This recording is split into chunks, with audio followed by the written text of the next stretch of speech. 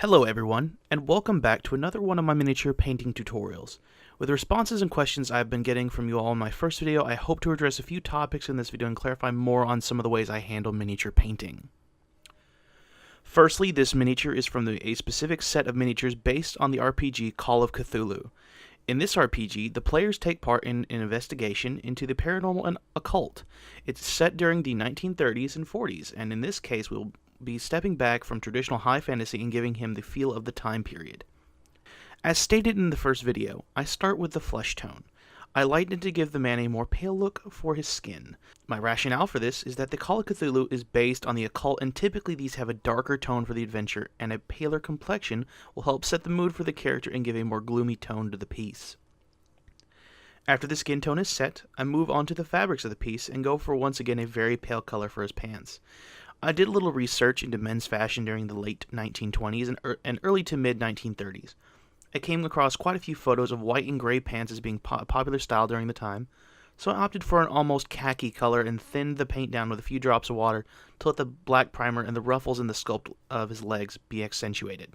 My next step was to go ahead and place the white down for his undershirt to pair well with his pants, and prepare it ahead of time for the vest and jacket. After the undershirt is dried, I began the work on the vest and opted for a darker and almost rosy red that would be separating both his bright points of white for his undershirt. Later, the buttons will be highlighted with white to further build on this red background. In this part, I remove the figure from his base to get easier access to his shoes. I use a method on this part that I don't usually recommend very often. I apply the very strong leather color and very quickly wrap the shoes in a paper towel. I pinch and carefully remove the paper towel as to remove most of the paint that was applied, but also to make sure that the paint doesn't move where I don't want it to. I use this method to give the shoes the more weathered look. His jacket was probably the hardest for me to make a decision on. I debated for a while on how brown the coat actually needed to be. I didn't want it to be too brown to otherwise conflict with his bright pants and his undershirt, but I also didn't want him ending up looking like Colonel Sanders. I didn't want to go too dark with it either because it was going to be almost mistaken for black, so I tried to keep the piece as middle range brown as I could. This time I went back over the colors I had already done to further push the figure.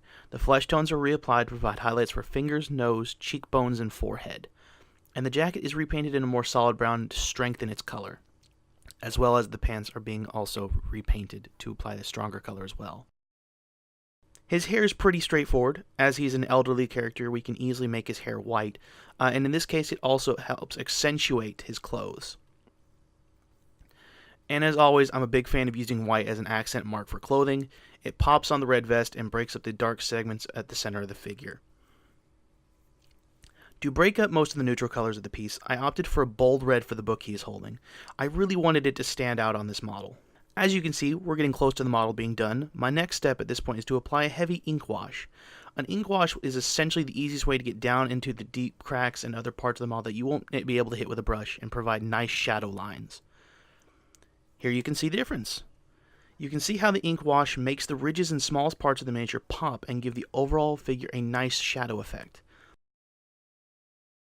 The last thing I do is go over one more time on the flesh for the last little highlights, now that the shadows have set in. So everybody, thank you. I want to thank you all for watching my second tutorial. I know it took me quite a while to make. I hope to make more of these in the near future and show you more techniques and tricks to help you make all of your miniatures pop. But for now, I want to thank you all for watching this video. If you like the video, then do me a favor and give me a thumbs up down below. As always, I'm happy to answer your all's questions down below, so feel free to leave a comment. If you like the videos I make, feel free to subscribe to keep yourself up to date on my channel. But as always, guys, I hope you all have a great time, but I will see you in the next video. Bye.